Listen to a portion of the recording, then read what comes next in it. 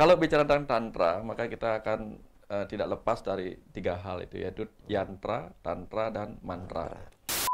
Sebelum kamu saya diksa, gitu. Sebelum kamu saya diksa, kamu harus menjalankan ajaran moralitas yang saya kasih ini.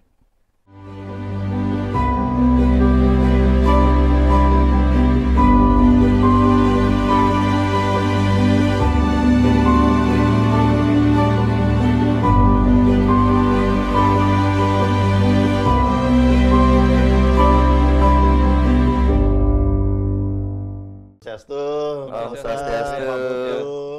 Salam rahayu, penapi gatra niki. Pokoknya tetap demi Gen. Langsung Saya nggak mau disalib pokoknya. Kali ini saya tangar gitu. Marukun maluan. Ya ketemu lagi kita bincang-bincang santai, bincang-bincang asik ya. Yang jelas kita tidak pernah memvonis benar salah. Nanti ketika ada masukan silakan chat di kolom komentar. Kemudian apa ya, hari ini saya punya pengalaman seperti ini Pak Putu, Pak Dokter. Jadi beberapa hari lalu saya dapat kesempatan, sangat bersyukur sekali dapat kesempatan untuk berkunjung ring peseramannya Ida Dukuh Celagi, ring piket di Dawan daerah Dawan, jadi masih Kabupaten Kelungkung. Nah itu namanya peseraman Sri Taman Setra. Ya. Sangat luar biasa. Kenapa? Itu bagi beberapa orang itu sangat angker. Gitu. Tempatnya itu ada di Setra, ada di Pura Dalam juga. Kemudian begitu masuk auranya luar biasa, aura mistis. Simbol-simbol adalah simbol-simbol suatu yang menyeramkan. Ada tengkoraknya, ada dewa siwa, macam-macam. Jadi begitu menyeramkan, tanda kutip ya, menyeramkan bagi yang awam gitu. Nah sepertinya asik juga kita diskusikan. Terkait apa? Karena di sana ajaran beliau adalah Tantra Bhairava. Tantra Bhairava. Tantra Bhairava. Jadi mungkin ini menjadi banyak pertanyaan bagi yang belum tahu ataupun baru tahu di sisi luarnya saja. Memang secara cover menyeramkan kan, hitam-hitam dengan kalungnya, dengan simbol-simbol yang menyeramkan. Nah, perlulah nanti kita diskusi seperti apa sih sekte Tantra Bhairava niki gitu. Dimana kita mulai? Seperti biasa Pak Putu ya. Siap. Pak Dokter gimana sih perjalanan Tantra Bhairava itu, dan Tantra itu apa? Kemudian Bhairava itu seperti apa? Karena di awam itu baru mendengar Tantra saja ya. Sudah ada ya nggak tahu ya vibrasi nama Tantra dan apalagi Bhairava nih. Menyeramkan sekali. Apakah seperti itu atau gimana nih Pak Dokter? Silakan. Ya. Makasih Surya, selalu yang dikasih duluan, biar bingung sendiri dulu.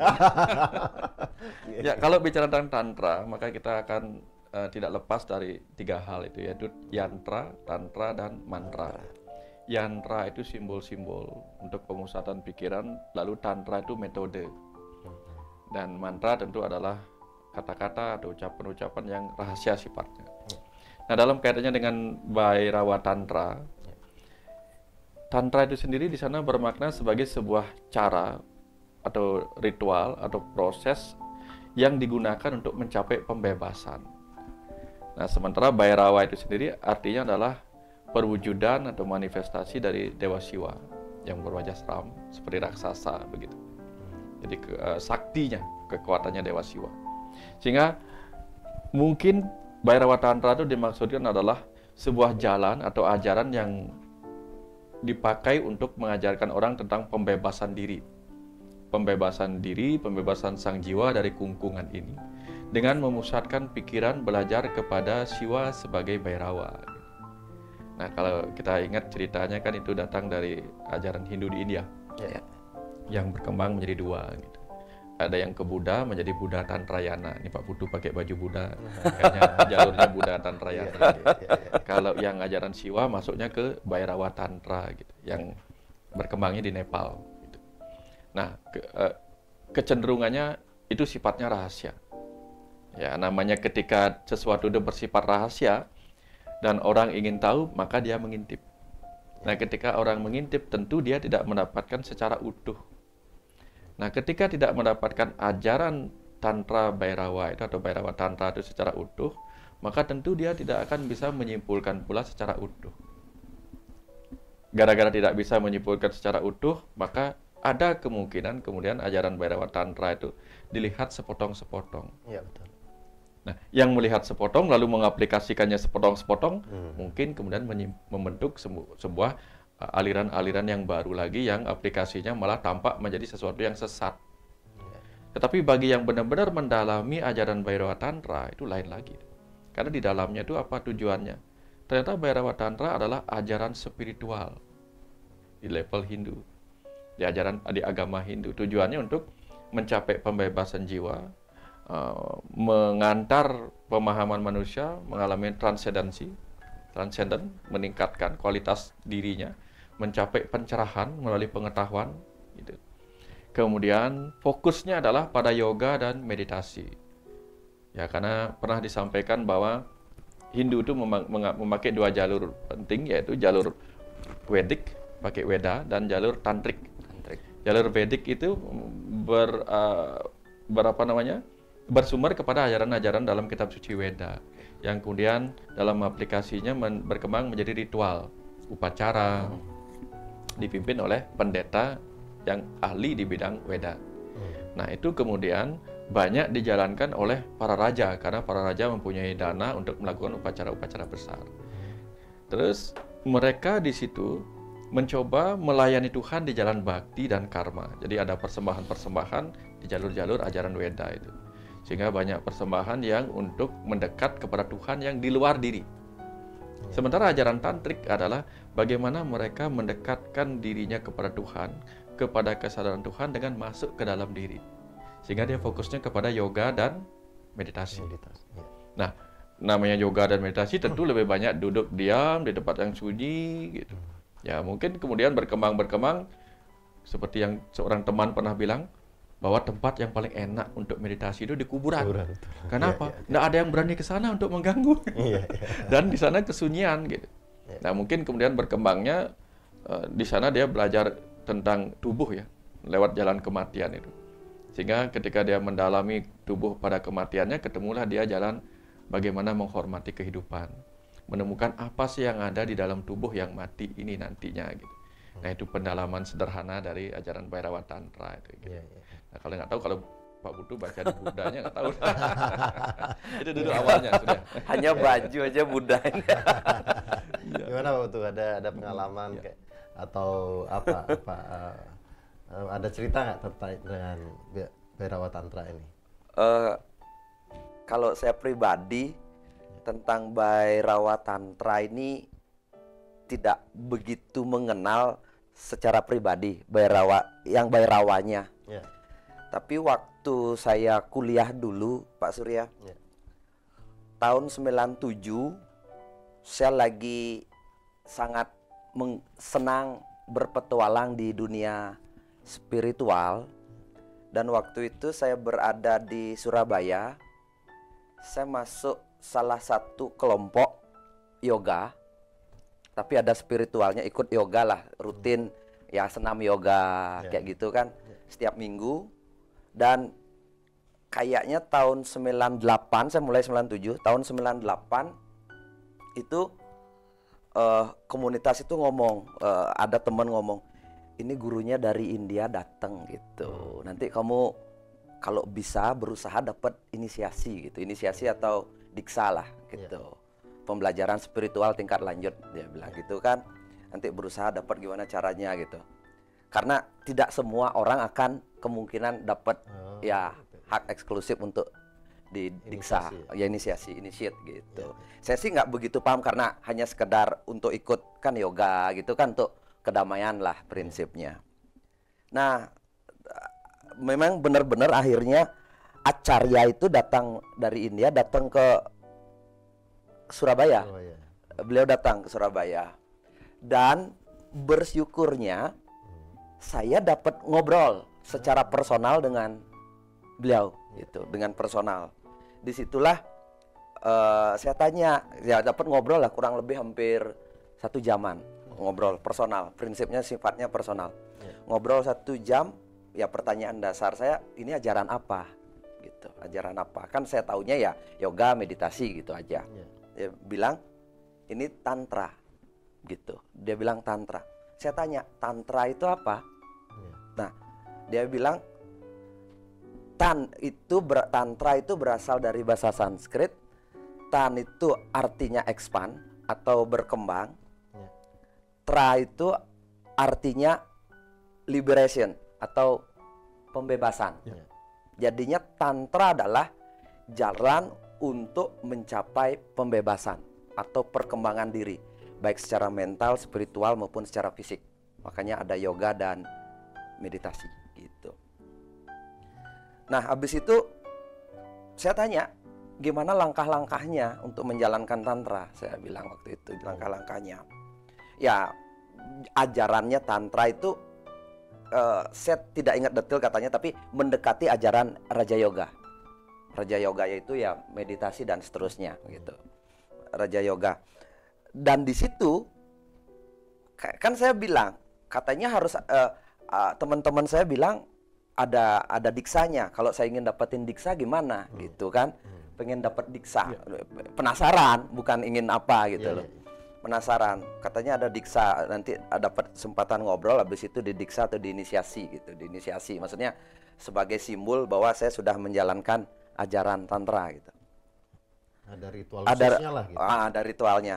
Nah, waktu itu beliau jawab begini, sebelum kamu saya diksa gitu, sebelum kamu saya diksa, kamu harus menjalankan ajaran moralitas yang saya kasih ini. Dikasihlah buku 50 halaman kurang lebih. Isinya itu bukunya bahasa Inggris. Ternyata isinya Pancayama dan Niyamabrata. Pancayama. Kamu harus menjalankan ajaran moralitas ini dulu. Nanti kapan lagi kalau kita jodoh ketemu, saat itu saya diksa. Tapi saya lihat dulu bagaimana moralmu secara mental, spirit dan sebagainya. Saya baca bukunya Pancayama itu, Ahimsa. Ya kan, tidak boleh menyakiti baik secara pikiran, hati. Ya. Brahmacari. Brahmacari itu ternyata artinya tidak hanya belajar, dekat dengan Tuhan artinya kalau di buku itu. Brahma itu Carya berarti Brahma itu Tuhan, itu Brahmacari. Satya terhadap pikiran, perbuatan dan ucapan, dan itu diisi contoh-contoh perilaku sehari-hari. Dan seterusnya. Dan seterusnya. Benar-benar dia bilang jalankan ajaran ini, ajarankan ini adalah dasar moralitas menjalankan ajaran tantra. Karena dia bilang ajaran tantra adalah ajaran sunyi dan di situ ada peluang kamu akan masuk kalau tidak belajar moralitas. Moralitas ini ada peluang jalanmu malah nyimpang. Dan benar-benar nggak ada inisiasi. Saya pikir ada kesempatan ngobrol, nggak semua dapat kesempatan ngobrol. Saya dapat personal ngobrol dan tidak ada inisiasi, hanya pendidikan moralitas. Hampir 1 jam saya ngobrol tentang moralitas. Jadinya moralitas praktis hidup sehari-hari. Jadinya bukan hanya menghafal Ahimsa itu apa, diajarin tekniknya bagaimana kita tidak menyakiti, bagaimana sebenarnya kalau dalam kehidupan sehari-hari dan seterusnya diajarkan. Dan di situ dan tahun 2000-an saya dapat kesempatan akhirnya diinisiasi. Ketemu lagi tahun 2000-an itu.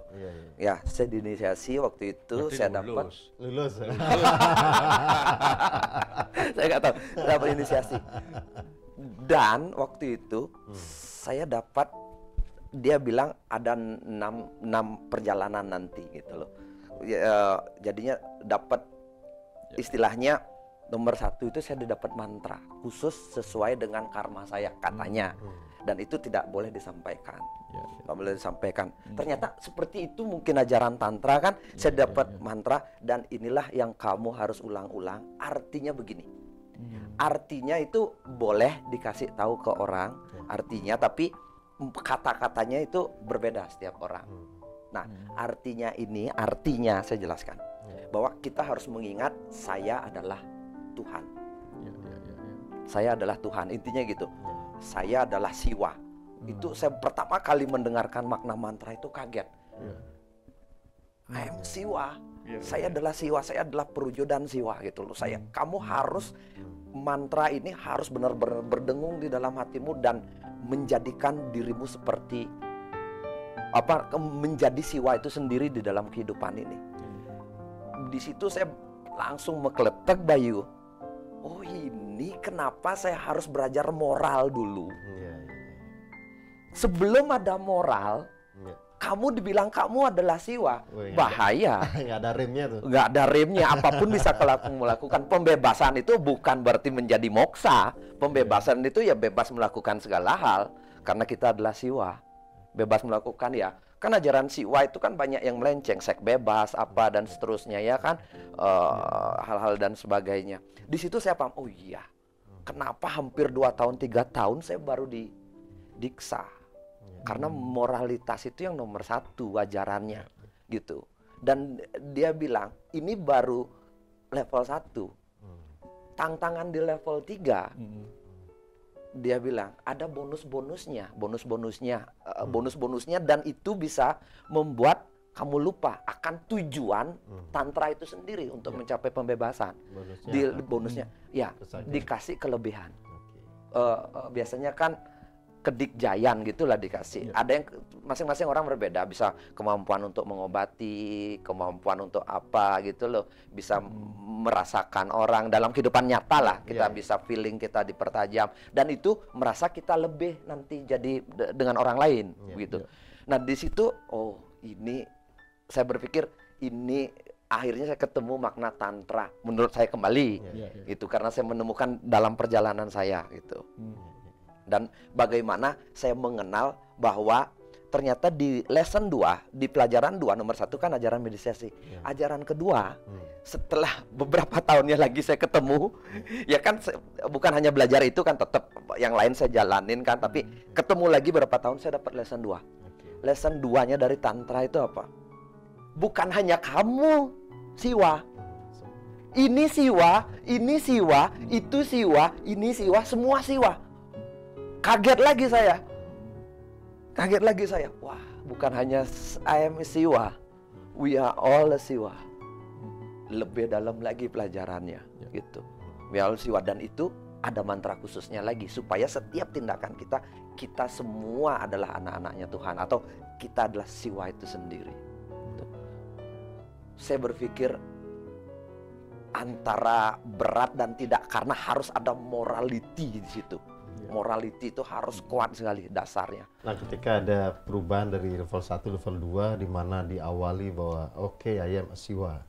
Kemudian sekarang we are a Siwa. Nah, gimana tuh, ada apa-apa yang bergeser lah tiba-tiba, atau gimana perasaan atau pikiran saat itu gimana tuh? Ya. Tentu saja kan nggak gampang itu merubah satu konsep yang sudah tertanam.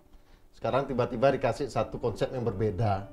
Itu kan nggak gampang. Betul. Itu gimana tuh? Karena saya melihat akhirnya pertama kali belajar spiritual itu kita harus mengenal siapa diri kita. Itu I am a Siwa. Kan gitu. Kita harus mengenal siapa diri kita, dan itu harus dibawa merenung ke dalam meditasi. Di level berikutnya kita harus melayani orang lain bahwa mereka adalah Siwa. Kita harus melayani, memberikan yang terbaik. Kalau saya melihat Pak Surya ini sebagai seorang Siwa, saya harus memberikan yang terbaik buat Pak Surya. Dan itu setiap saya ketemu orang, saya harus mengkoneksikan diri bahwa di hadapan saya ini seorang Siwa. Saya ketemu dengan Pak Dokter, saya harus mengkoneksikan diri saya dan pikiran saya, hati saya bahwa Pak Dokter ini adalah seorang Siwa. Seorang Siwa. Ketika saya minum ini, misalnya saya minum air, kita harus melihat ini adalah perwujudan Siwa. Sehingga kita merasakan bahwa Siwa masuk ke dalam Siwa dan yang melakukan itu adalah Siwa, seperti itu. Itu yang saya dapatkan luar biasa, perubahan itu luar biasa, dan terus terang ini yang merubah pola pikir saya dalam hidup, baik dalam bisnis maupun dalam apapun. Kan dalam bisnis nomor 1 adalah melayani, ya kan, melakukan pelayanan, good service dan sebagainya, profesional dan sebagainya. Dasar ini yang bukan praktis sudah melekat di dalam diri saya bertahun-tahun, karena itu diingatkan moralitas untuk mencapai pembebasan. Makanya tujuan agama kan moksartam jagat hita itu, Pak Dokter. Ya, jagat hita ini juga rumusnya ternyata sama. Gitu, mencapai kesejahteraan dalam dunia. Ternyata rumus spiritual itu kita sambungkan dengan rumus duniawi, bisa nyambung. Bisa nyambung, dan itu harus dalam dunia bisnis kita melayani sifatnya. Memberikan, apa sih tujuan bisnis? Memberikan yang terbaik buat masyarakat sekitarnya. Memberikan secara baik, secara ekonomi, mental, dan sebagainya. Itu yang saya lihat. Nah, nanti kalau ngomong Siwa Bhairawa dan seterusnya, balik lagi ke tadi, kalau ada orang mengenal mungkin itu ajaran Tantra Bhairawa melihat dari sisi yang sesat-sesatnya, yang melihat sepotong-sepotong, ada kemungkinan karena melihat sepotong, kata Pak Dokter, ada kemungkinan itu memang ajarannya benar, tapi tanpa moralitas. Tantra yang tanpa dikuatkan oleh pondasi yang kuat. Morality, karena itu dibilang tadi ada level berikutnya kamu akan menjadi orang sakti gitu. Sakti dalam artian tanda kutip tadi itu. Tapi sudah level 3 nih, buktinya sudah bantu orang dalam dengan Faras kan gitu. Level 3 sudah tercapai nih dong, Pak Putu. Gimana nih kira-kira? Dalam bentuk lain, Betul. Setidaknya 1 dan 2 itu sudah memberikan banyak pencerahan. Terus terang, saya belum jodoh ketemu Acarya itu lagi sampai di level 3, jadinya belum saya masuk. Saya merasa beruntung juga iya, merasa sedih juga iya. Beruntungnya apa? Kalau saya dikasih nanti bisa mau keber kengken gitu kan. Saya belum, baru sampai ini berapa tahun nih? Tahun 2000 sampai 2000 berapa ini ya? 2024. Belum jodoh. Saya level 3, saya belum, berarti sudah, saya cukup mengenal. Yang lihat sudah ya. Karena mungkin level 3-nya dari guru berikutnya ini. Karena setelah Pak Putu akhirnya mendapat 1 dan 2 kemudian melayani, sekarang sudah bisa terbang pakai Garuda. Keliling Indonesia makanya.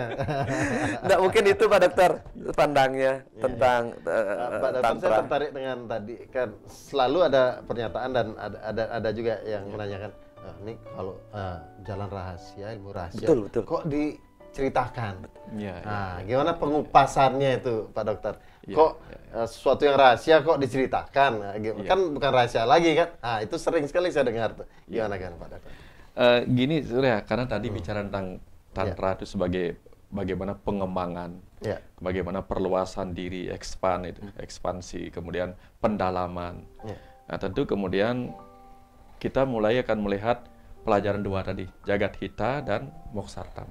Ketika bicara tentang Jagat Hita, itu adalah urusan duniawi, urusan jasmani, kemudian Moksartam itu urusan rohani. Nah, kalau jasmani atau duniawi itu ada di bawah, dia seperti kita diajak untuk menyelam ke dalam samudera kehidupan. Nah, itu tempatnya dalam. Kalau kita diajak ke rohani, tentu tempatnya di atas, menjelajah jauh tinggi di sejauh-jauhnya langit. Nah, kita tahu kalau orang menyelam di kedalaman itu kan banyak misteri. Semua orang yang pernah menyelam mengatakan di lautan yang dalam ada banyak misteri. Orang yang menjelajah ke langit dia juga ngintip pakai teropong. Teropong, kemudian dia mengatakan di sana ada banyak misteri. Di 2 tempat itu ada banyak misteri. Misteri-misteri itulah yang tampak kemudian menjadi sebuah kata rahasia. Ketika dia misteri, maka dia rahasia. Nah, pencarian lewat Tantra itu, baik Bhairawa maupun Buddha Tantrayana, gitu, dia mencoba mencari misteri yang ada di dalam, yang akhirnya membuat dia yakin bahwa masih banyak rahasia yang belum terungkap. Sehingga perjalanan ke dalam itu adalah perjalanan menuju rahasia.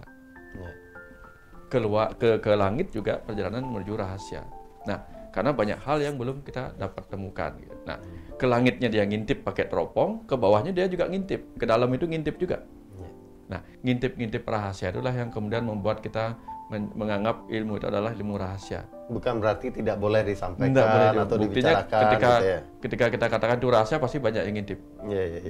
Makanya ada istilah rahasia itu akhirnya terungkap. Nah, bagaimana orang bisa mengungkap rahasia? Karena dia mencoba untuk mencari tahu. Nah, kenapa itu disebut rahasia? Supaya kita menghargai bahwa perjalanan itu akan panjang. Mencari Tuhan keluar, tempatnya jauh, tempatnya dekat, waktunya jauh. Tempatnya jauh, waktunya dekat kalau keluar. Misalnya apa? Jadi Tuhan di India gitu misalnya. Tempatnya jauh, waktunya dekat naik pesawat. Mencari Tuhan ke dalam, tempatnya dekat, waktunya jauh. Betul. Butuh waktu sampai seumur hidup, berumur-umur hidup kita berkali-kali kelahiran untuk mengetahui apa yang ada di dalam. Nah, proses itulah yang mungkin butuh proses panjang. Dan ketika akhirnya orang menemukan siapa dirinya, lagi-lagi bahayanya di situ. Kalau orang yang tidak layak diberikan ilmu ini, oh aku adalah Tuhan, berbahaya. Semua bisa dilakukan. Ya, kemudian dia menganggap dirinya adalah orang yang harus dihormati. Karena dia berhenti di situ. Aku adalah Tuhan. Aham Brahman Asmi. Ya, Aham Brahman Asmi. Tapi begitu dia masuk ke wilayah yang lebih expand lagi, diperluas. Kalau aku adalah Tuhan, ternyata dia juga Tuhan. Di dalamnya ada kecerdasan semua. Lalu semuanya ini adalah Tuhan. Nah, di situ akhirnya. Nah, tapi kalau orang tidak dikatakan itu rahasia, bisa sembarangan dia. Betul. Nah, makanya pasti ada kode-kode tertentunya. Nah, kalau kita di Hindu Bali, itu kan ada juga ajaran Kandepat. Betul. Yang kalau masuk ke wilayah lebih dalam lagi, di Kandepat itu ada Ajaran Kandepat rahasia. Atma, Kandepat Dewa, dan si Ilisah itu, yang kemudian menjadi Imadya, yang menjadi Iratu Ketut Petung, kemudian menjadi Sang Hyang Yamadipati, kemudian menjadi Siwa. Pada akhirnya ternyata si Pancer itu Siwa jadinya. Nah, sama sebenarnya ceritanya. Gitu. Ya. Nah, saya terkait dengan Tantra Bhairava, Pak Dokter, itu tentu bahasa yang disebut tanda kutip penyimpangan ataupun penyelewengan dari ajaran itu adalah bahwa di Tantra Bhairava juga ada entah disebut ritual atau kegiatan-kegiatan tertentu yang terkesan nyeleneh ataupun ada ajaran yang tanda kutip tidak lazim lah di masyarakat. Salah satunya adalah bahwa di sana tidak harus menahan nafsu, justru turutilah nafsumu. Nah, bagaimana nih Pak Dokter pengupasan? Sedangkan kita tahu sendiri di dalam peseramaan kita mengacunya salah satunya yang betul-betul menjalankan ajaran Tantra Bhairava adalah di peseramaan Dukuh Ida Dukuh lagi. Itu tidak seperti itu tidak adanya. Seperti itu. Gimana Pak Dokter? Yang paling sering dianggap kemudian menjadi penyelewengan dalam ajaran Bhairava Tantra itu adalah apa yang disebut sebagai Pancama Kara Puja, gitu. Atau yang disebut sebagai Malima itu. Satu, matsya, makan ikan sepuas-puasnya. Kemudian mamsa, makan daging sepuas-puasnya. Kemudian mada, mabuk sepuas-puasnya. Kemudian maituna, hubungan seks sepuas-puasnya. Dan mudra, menari sepuas-puasnya sampai kerangsukan, gitu. Nah, itu yang kemudian dimaknai sederhana, mungkin oleh orang yang kemudian menyimpangkannya, kalau masih ada yang seperti itu. Bahwa ini maksudnya begini, tidak dilakukan secara konteks, melainkan secara teks. Mada mabuk, udah mabuk semabuk-mabuknya. Nanti itu akan membuat kita berhenti. Ketika kita sudah puas mabuk, maka kita tidak akan minum lagi. Di puncak kepuasan kita akan berhenti mabuk, kan begitu. Itu iya. Benar dalam satu sisi, tapi coba kita buktikan secara faktual. Kalau orang sudah mabuk, tentu dia tidak akan minum lagi. Saat itu, besoknya minum lagi. Kalau orang sudah puas melakukan hubungan seks, tentu dia akan berhenti. Tapi besoknya lagi. Maka masuk akal nggak bahwa Pancama Kara Puja ketika dijalankan secara tekstual seperti itu, kemudian akan membuat orang berhenti. Kita tahu yang ketemu banyak orang yang sampai tua pun pemabuk. Sampai tua pun masih urusan seks, ada yang seperti itu. Itu faktanya ternyata dia nggak berhenti, nggak pernah berhenti. Nah, jadi jangan-jangan bukan seperti itu maksudnya. Nah, inilah yang kemudian oleh Ida Dukuh Celagi. Ida Dukuh Celagi, beliau luar biasa belajarnya, karena beliau dulunya adalah seorang orang yang mau belajar ke rasiwa. Tapi tiba-tiba dapat sesuatu yang membawa beliau ke Buddha. Ke Buddha Tantrayana yang kemudian menjadi Bhairava ini.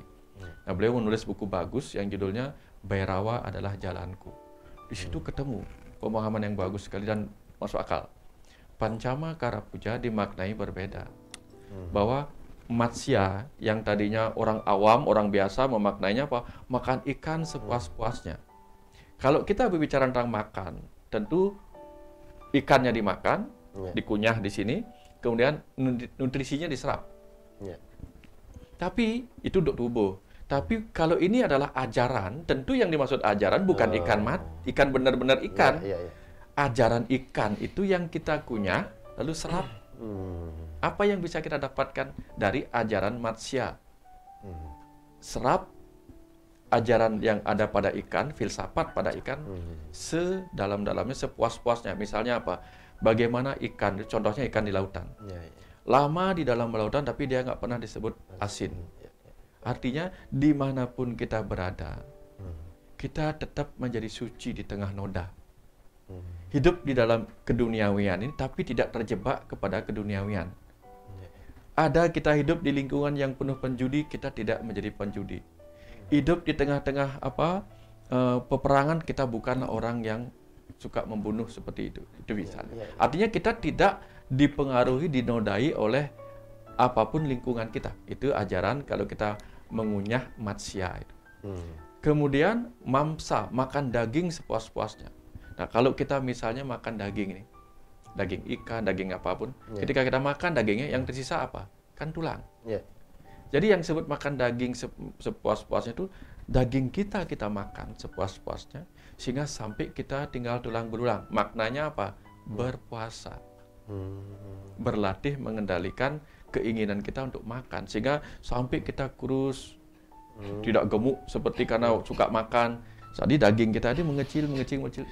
Itu ajaran pengendalian diri terhadap makan. Itu ada dalam makan yang suci seperti itu kan. Kemudian mada. Mada itu bukan hanya mabuk oleh minuman. Kalau minuman tubuh ya mabuk. Tapi ketika dia sebut ajaran, maka ya apa sih yang memabukkan dalam ajaran itu? Pengetahuan. Jadi mabukkanlah dirimu dengan ilmu pengetahuan. Sampai kau merasa apa? Yang ketika kita mabuk kan antara sadar dan tidak sadar. Jadi pikiran sadar kita bertanya, pikiran atas sadar kita menjawab. Itulah konsep meditasi.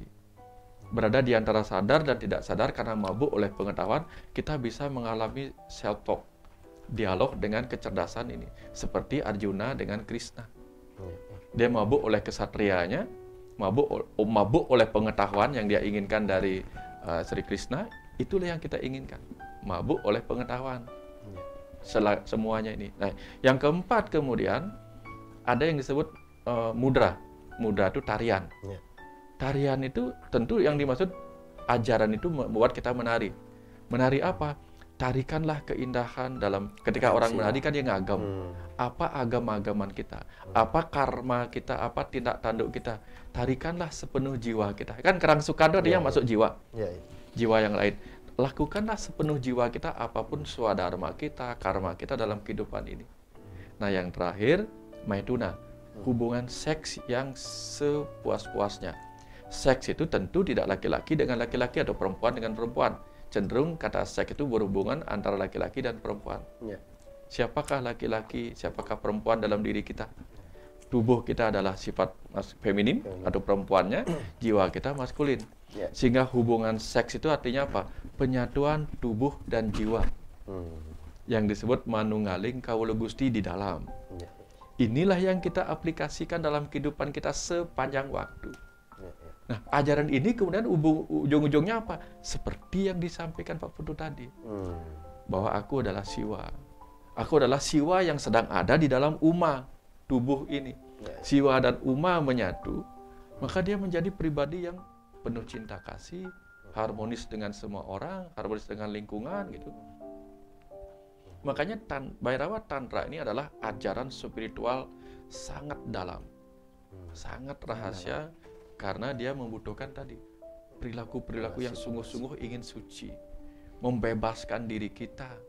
Cocok dia, masuk akal dia ajaran begitu kalau aplikasinya ke situ. Kalau minum-minuman ini, ya berhenti kita minum sekarang, nanti minum lagi. Memang di sini salahnya, bukan salah sih saya bilang ya. Pancamakara Puja ini pemahamannya itu, kalau saya lihat pemahamannya adalah sebuah puja yang melampaui semua ma itu tadi. Bukan sebuah ritual yang menjalankan ma itu. Jadinya kalau kamu ingin mendapatkan ajaran tantra, lampauilah atau lewatilah semua ma tadi. Mabuk, madat dan sebagainya itu kan. Lampaui ini baru kamu akan berjalan di jalan tantra. Tapi melampaui ini malah caranya salahnya dengan tenggelam di dalamnya, melakukan mabuk semabuk-mabuknya dulu. Orang berpikir dengan mabuk bisa hilang mabuknya kalau sudah puas gitu. Padahal melampaui itu harus dilewati baru siap. Tapi kalau terus ajaran itu mabuk terus ya nggak lewat-lewat ya, tantramu atau kesiwaanmu tidak akan pernah kita dapatkan. Makanya di situ moralitinya. Kalau sekarang ma-nya kita sudah hilang semua, saat itulah kamu sudah menjalankan ajaran tantra seperti itu. Jadinya sebenarnya tantra itu saya ngelihat ya, pandangan saya baru tentang tantra ini beberapa tahun ini. Semua ajaran yang mengajarkan tentang kebebasan, semua ajaran yang mengajarkan tentang perluasan ekspansi pikiran untuk mendekatkan diri atau penyatuan dengan Tuhan itu sendiri, itulah tantra. Itulah tantra. Cuma sekarang kan banyak aliran tantra. Dan saya ngelihat tantranya aslinya Bali malah ya ini ajarannya bukunya Pak Dokter Rahasia Ilmu Kandepatnya itu. Yaitu tantranya mengenal diri dengan cara catur sananya itu.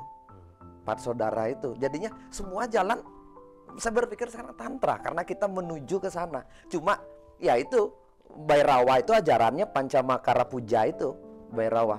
Di sini titik problemnya kita. Makanya di sini titik problemnya, titik rahasianya. Melampaui malah terjerumus. Berarti segala sesuatu itu harus dikupas dulu ya Pak Dokter ya. Tidak kita melihat hanya dari sisi luarnya saja, kemudian memaknai sebagai satu kebenaran gitu. Ambil ini kayaknya enak nih mabuk-mabuk. Kita ambil itu aja deh gitu. Bukan seperti itu adanya. Mau enaknya aja. Mau enaknya aja gitu. Iya kan ajaran Bali udah Ruwabineda itu ada hitam ada putih, ya udah itu bagian dari kehidupan juga Pak Dokter ya.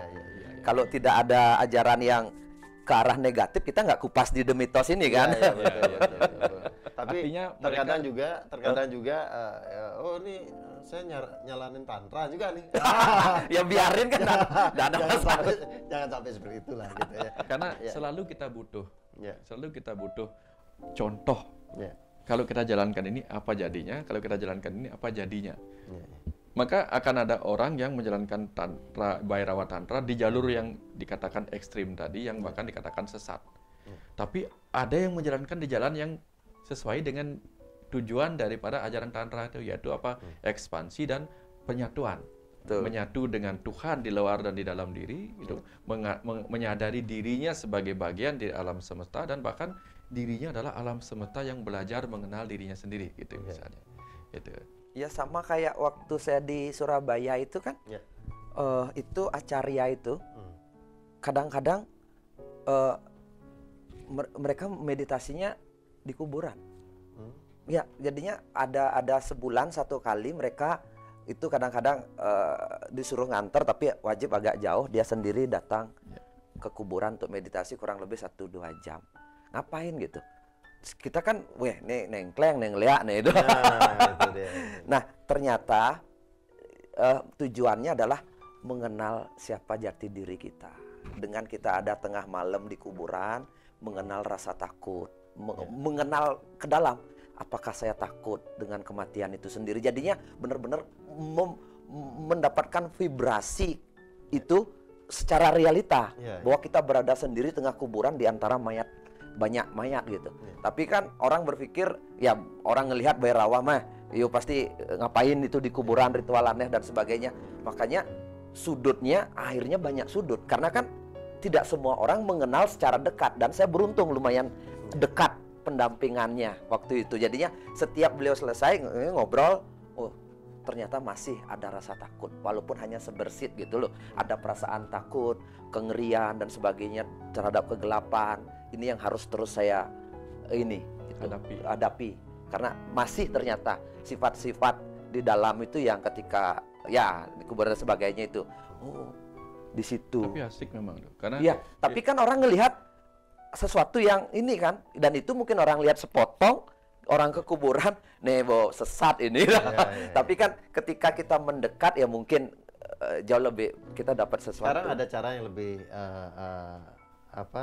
bisa tanda kutip dimaklumi Pak Putu, Pak Dokter, yaitu di pesraman Sri Taman Setra. Jadi memang di taman, tapi itu pesraman. Ya memang dekat Setra. Ya, memang ada di areal Setra gitu. Kalau kita melakukan di Setra yang tidak ada pesraman, mungkin pertanyaan akan lebih luas, nih ada apa nih gitu. Dan asramnya yang ini tempat spiritual yang di Surabaya ini kan dia ada di seluruh Indonesia juga kan. Rata-rata memang di sebelahnya kuburan karena gampang meditasinya, katanya tinggal lompat aja ke kuburan sebelah itu. Kalau di Bali masuk dia wilayah itu. Karena ajaran tantra, ternyata ajaran tantra ini pun yang ide siapa? Ide Dukuh itu juga samping kuburan kan? Tapi konsep-konsep Bali kan ya kan. Nah, kalau yang guru saya di Surabaya itu konsep India. Jadinya kalau Bali kan lebih identik dengan simbol-simbol dan seterusnya. Tapi menariknya begini, kapan-kapan ajak saya ke sana. Siap. Karena ketika kita bicara tentang ashram beliau yang di Pikat, desa Pikat itu kan ada di kuburan. Orang Bali juga bikin pesraman sebenarnya dari dulu, cuma tidak disebut pesraman. Karena Bhairava Tantra itu adalah pelajaran mengenal diri masuk ke dalam. Makanya di Bali dalam konsep Kayangan Tiga, pura yang paling dekat dengan kuburan adalah pura dalam. Iya, ya betul. Itu kan konsep tantra sebenarnya. Belajar ke dalam juga, cuman yang ngajarinya adalah pemangku dalam, pemangku yang sudah mendalam sebenarnya pengetahuannya. Kuburan, pura dalam. Coba. Konsep-konsep orang dulu sudah ada. Nah, kenapa seram belajarnya pada kematian? Sebelum dia mengenal ilmu-ilmu seperti ini, Surya, ketika dia kuliah di kedokteran, masuk kamar mayat, berhadapan dengan mayat yang kita bedah, apa yang pertama dia pikirkan, Pak Du? Merenung, saya pun nanti akan seperti ini. Lalu dia carilah pada saat bedah mayat, roh itu di mana ya? Di mana rumah roh dalam?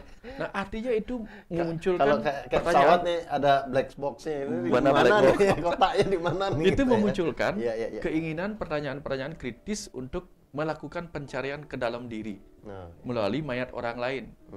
Nah, tantra itu kayaknya seperti itu juga, tantra Bhairava ini. Ketika kita dirinya gitu. Diperlihatkan secara nyata tentang kematian itu, tentu kesadaran tentang kita akan pulang itu akan jauh lebih tertanam tentunya gitu, dibandingkan hanya kita membaca buku atau apa. Jelas-jelas kita melihat seseorang kematian terus nyata, pastinya kesadaran perilaku kita itu akan dituntun sebaik-baiknya, karena kita pasti akan sampai juga di alam mati itu, di masa kematian itu. Wah, luar biasa sekali nih. Yang jelas kalau Semeton yang nantinya pingin lebih tahu tentang apa itu Tantra Bhairava, ada tempat khusus. Jangan tanya saya. Jangan di saya. Belajarnya kepada. Tapi saya ngelihat gini, terakhir mungkin. Ajaran Tantra itu bukan ajaran umum untuk semua orang. Kalau ajaran yang umum itu adalah jalan yang paling indah menurut saya, nanti endingnya semua lari ke jalan bakti. Bakti di Tantra pun endingnya adalah melayani kehidupan. Endingnya dari Tantra itu adalah bagaimana kita melayani. Jadinya seperti Tantra itu shortcut sekali, jalan shortcut, tapi bahayanya banyak. Shortcut, tapi kalau kita belum siap, lebih baik kita memutar agak panjang, tapi jalannya jalan ke bakti. Karena shortcutnya melewati jurang ternyata. Ada jurang, tapi memang cepat. Tapi kalau lebih baik kan nikmati keindahan dengan jalan-jalan bakti. Balik lagi jalan bakti dengan ritual-ritual di Bali penuh dengan konsep ngayah itu, balik saya pikir itu yang terbaik. Gitu. Terbaik sehingga kita merasa indah di semua sisi, itu tidak pandangan negatif terhadap orang, itu bagus sekali. Jadinya Tantra bukan untuk semua orang. Makanya disebut jalan rahasia, karena hanya orang yang siap saja masuk ke sana.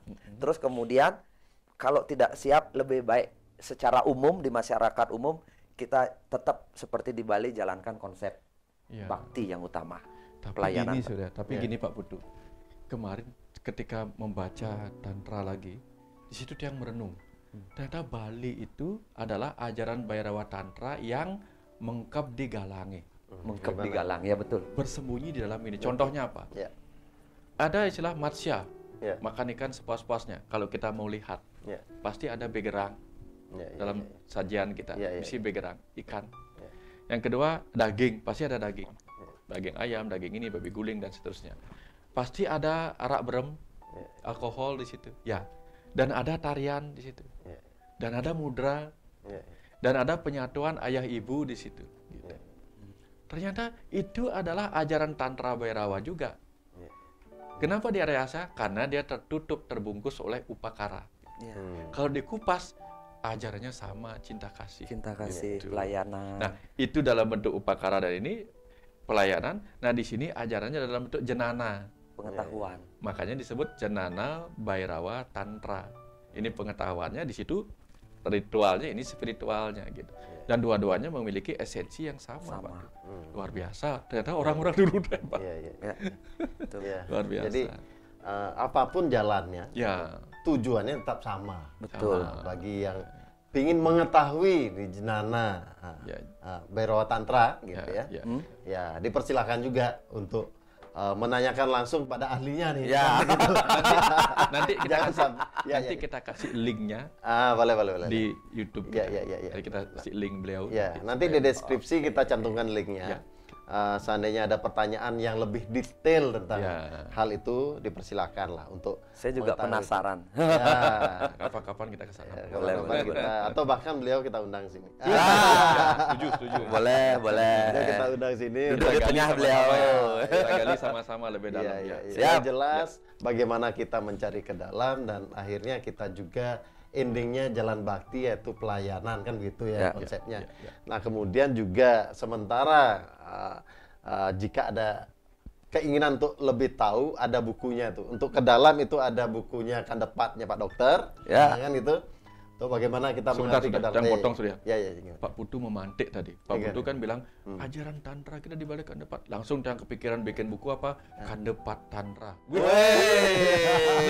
Akan jadi apa enggak nih? Iya, iya. Karena apa? Ada Bhairava Tantra, Iya, iya. Buddha Tantrayana, dan Kandepat Tantra. Sebenarnya Siapa kan tahu? buku-bukunya Pak Dokter buku tantra semua. Iya. Buku Kandepat. Iya, iya. Buku tentang kematian itu ajaran tantra Iya, juga. iya, Iya kan? Ajaran rahasia tentang kematian itu ajaran tantra juga. Mengenal kematian sebelum mati itu ajaran tantra. Iya, iya. Nah, Pak Dokter benglah buku.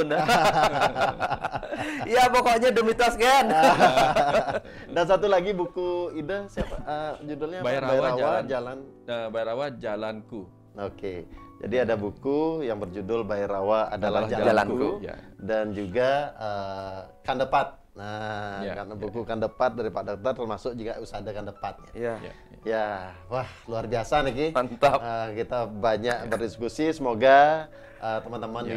yang menyaksikan mendapatkan satu pembelajaran yang mungkin saja tidak dikupas di tempat lain ya, mungkin dikupas di sini. Tapi jika ada masukan dipersilakan. Silakan. Dan Nanti pesannya, ya. kalau ada yang mengatakan Bhairava Tantra itu sesat, Ya. jangan langsung dipercaya. Ya. Jangan-jangan kita tersesat sehingga tidak menemukan hakikatnya. Iya. Ya, jadi cari jalan yang benar, maka kita akan ketemukan kebenaran di balik ajaran Bhairava Tantra. Kira-kira seperti itu. Oke, luar biasa Ya. sekali. Semoga kita adalah orang-orang yang tidak tersesat. Karena kita orang-orang demi tos. Mengupas mitos. Ya, pokoknya sukses nih Pak Putu, Nggih. Pak Dokter. Kita ketemu Ya. di Ya. hanya di Demi Tos Gen. Lain waktu. Rahayu. Rahayu. Ya, Oke, sukses. rahayu. Oke.